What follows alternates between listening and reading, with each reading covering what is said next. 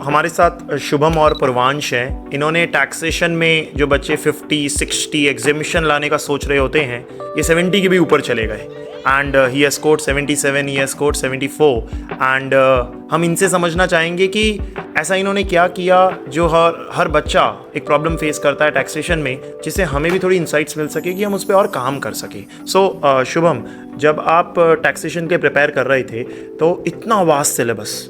ख़त्म ही नहीं होता है, शुरू होता है तो पता ही नहीं चलता है, ऐसा लगता है 2 सब्जेक्ट इसमें ख़त्म हो जाते हैं अगर कोई और पेपर होता तो उसको लेके क्या स्ट्रैटेजी थी, उसको कैसे अप्रोच किया आपने? तो मतलब पहले से ही प्लान कर रखा था कि अपने जब एग्ज़ाम ख़त्म होगा तो उसके बाद अपने इनकम टैक्स लेके बैठेंगे, जो उसमें आसान चैप्टर जैसे हाउस प्रॉपर्टी पीजीबीपी हो गया, तो जो कोर है वो पहले ख़त्म हो जाएगा और जो थियरी चैप्टर है वो लास्ट डे सुबह अपने करेंगे, और जो आईडीटी है उसको शाम के वक्त से चालू करना है सेकंड डे के, और उसमें पहले कोर निपटाना, मतलब मेन जो पार्ट है ना पहले वो कर लेंगे अच्छे से, क्योंकि वही मेन है जो आएगा, और जो बचा कुछ आए वो अपने जो लास्ट में टाइम बचा नहीं भी बचा तो चलता है, क्योंकि कोर पहले कवर होना चाहिए,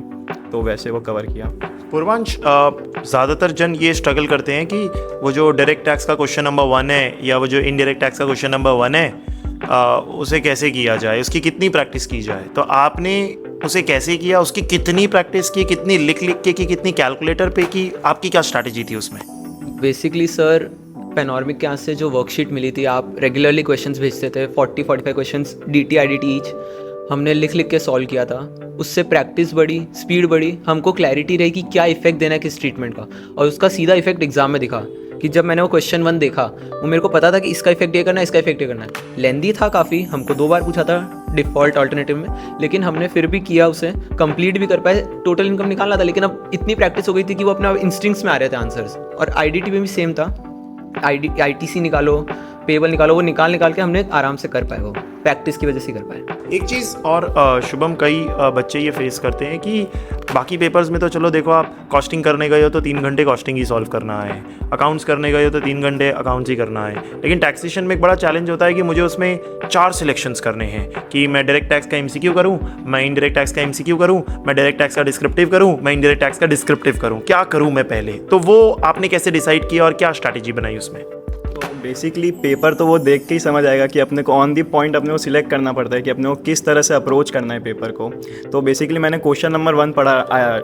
डायरेक्ट टैक्स का, तो मेरे को लगा ये तो अपना किया हुआ है, पूरा प्रैक्टिस्ड है, तो पहले DT का सेक्शन उठाते हैं और उसके बाद MCQ 30 मार्क के है तो अपने को उसको टाइम देना चाहिए। तो मैंने DT का सेक्शन उठाया, फिर MCQ को अच्छा टाइम दिया, और GST में फटफट थियरी लिख सकते हैं तो उसको मैंने एंडिंग के लिए रखा था। उसमें जो क्वेश्चन नंबर 1 था वो एकदम लास्ट में किया, क्योंकि मैं सोचा पहले थियरी के जो 25 मार्क है वो कवर कर लेते हैं। तो इसका मतलब ये हो गया कि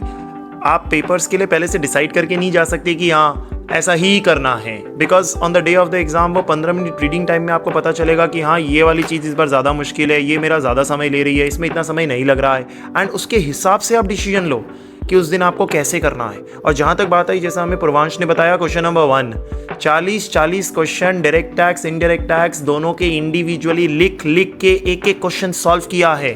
तब जाके उस तरह की क्लैरिटी मिलती है कि हाँ इस पॉइंट का ये ट्रीटमेंट करना है, इस पॉइंट का ये ट्रीटमेंट करना है। बिना उसकी प्रैक्टिस किए लिख के कैलकुलेटर पे कर देंगे आप, उससे काम नहीं बनेगा। तो दीज आर द इंसाइट्स जिससे हमें सीखना चाहिए, और हमारी एग्जाम में एक्सेल करने के लिए हमें इनका पूरा यूजेज करना चाहिए।